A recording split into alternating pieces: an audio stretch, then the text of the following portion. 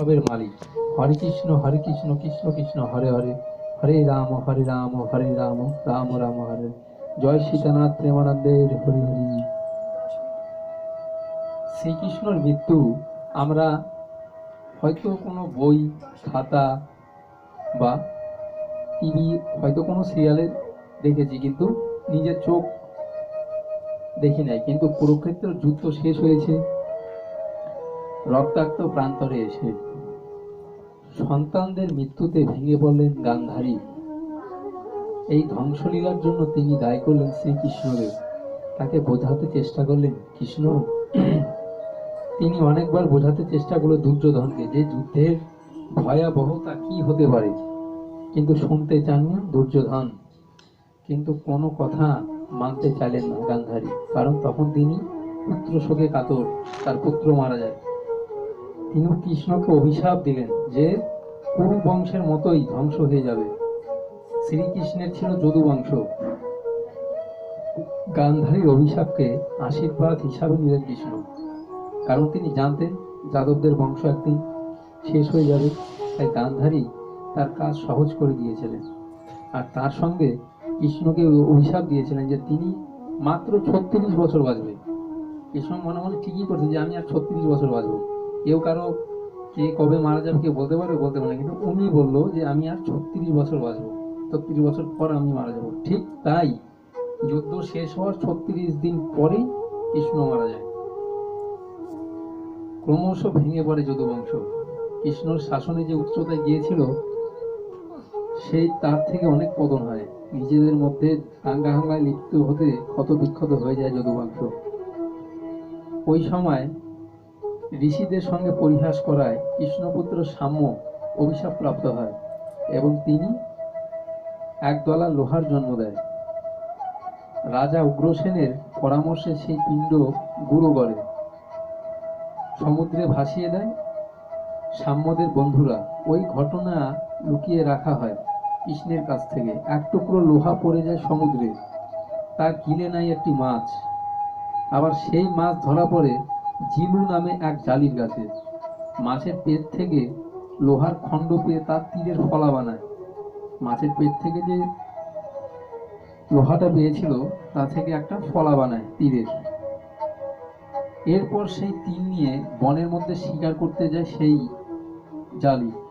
হঠাৎ তার চোখে পড়ে এক অদ্ভুত পাখি, যা গায়ে আবার কমল চিহ্ন। লাল বৃদ্ধ পাখিটিকে আবার তীরবিদ্ধ করে সেই জালি। কাছে গিয়ে বুঝতে পারেন সে তার মস্ত বড় ভুল হয়েছে। আসলে কোনো পাখি নয়, সেটি ছিল কৃষ্ণের পা। ঘাস পাতার আড়ালে বলে ভুল করে জিরু শ্রীকৃষ্ণের কাছে বারবার ক্ষমা যায় জিরু, কিন্তু কৃষ্ণ তাকে বোঝানোর চেষ্টা করেন যে তার অপরাধ নয়, এটাই ছিল তার ভবিষ্যৎ। এই বলে বিষ্ণুর মন্দিরে গিয়ে বিষ্ণু মূর্তিতে বিলীন পরিচয় আছে, বলা যায় পুণ্যজন্মে যে ছিল, যাকে কৃষ্ণ রাম অবতারে অন্যায়ভাবে হত্যা করেছিল কর্মফলে, তার অভিশাপ, তার সত্য হলো গান্ধারীর অভিশাপ সত্যি হলো। এই ছিল কৃষ্ণ মৃত্যুর অভিশাপ।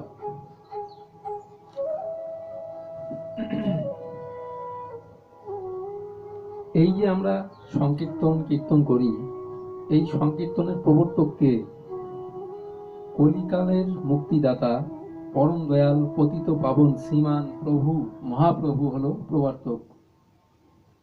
হরিনাম কেন সুর করে বাদ্যযন্ত্রের সাথে বাজানো হয়?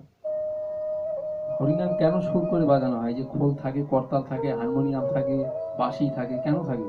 শ্রীমান মহাপ্রভু হরিনামের 16 নাম 32 অক্ষর। এই যে হরে কৃষ্ণ হরে রাম, সেটার 16 নাম 32 অক্ষর আছে এই হরে কৃষ্ণর যে নামটা। কে এমন ভাবে সুর ছন্দ বেঁধে দিয়েছিলেন যে এই কলিকালের দুর্দশা গ্রন্থ মানুষদের হৃদয়ে কম্পন তুলে ফেলেছিল। তাই সমগ্র বিশ্বে ব্যাপক প্রচার পাচ্ছে এই ধর্মটা।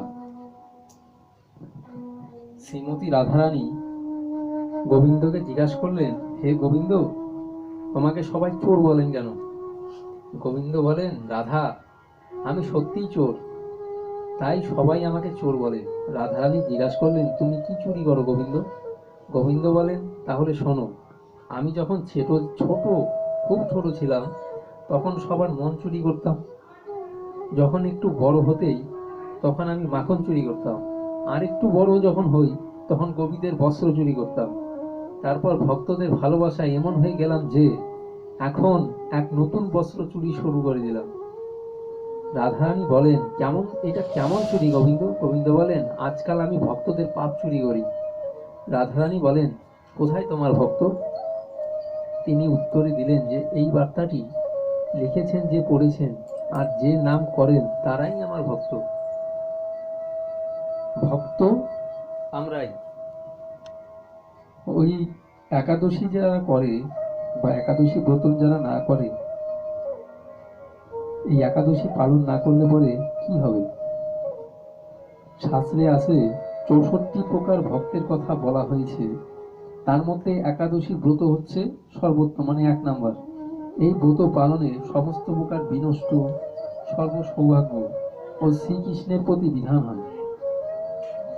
সংকটজনক অবস্থা বা জন্মমৃত্যুর ওষুধে কখনো একাদশীর পরিত্যাগ করতে হয় না। একাদশীতে শ্রাদ্ধ যদি উপস্থিত হয় সেদিন না করে দ্বাদশীতে শ্রাদ্ধ করা উচিত। শুধু বৈষ্ণবই নয়, সব ধর্মই, সে শিবের উপাসক হোক, কালীর উপাসক হোক, সে যে বেরই হোক না কেন, সকল কর্তব্য একাদশী ব্রত পালন করা। দুর্লভ মানব জীবন লাভ করেই এই ব্রত অনুষ্ঠান না করে বহু দুঃখে কষ্টে 84 লক্ষ যোনি ভ্রমণ করতে হয়। অহংকার বশত একাদশী ব্রত ত্যাগ করলে অশেষ যন্ত্রণা ভোগ করতে হয়।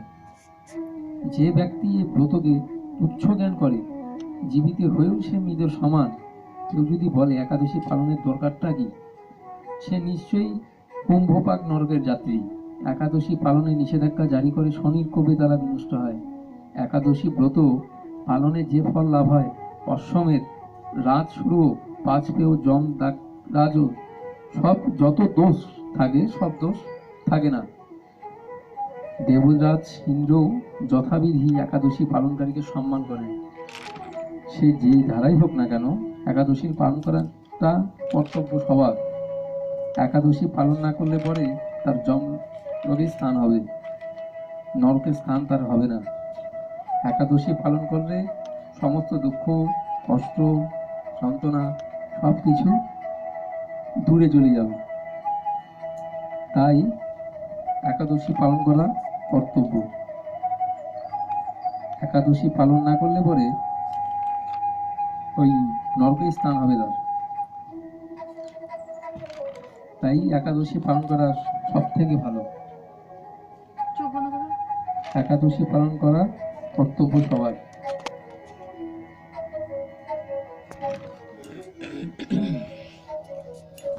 সবাই দেবতাকে পূজা করে, গণেশকে পূজা করে, সব দেবতাকে পূজা করে, যে যার গুরু আপন আপন গুরুকে পূজা করে। গুরু কাকে বলে? গুরু কাকে বলে? বা আমরা তো ভক্তি করি, ভক্তির 9টা অঙ্গ থাকে। ভক্তির 9টা অঙ্গের নাম কি? 1 শ্রবণ,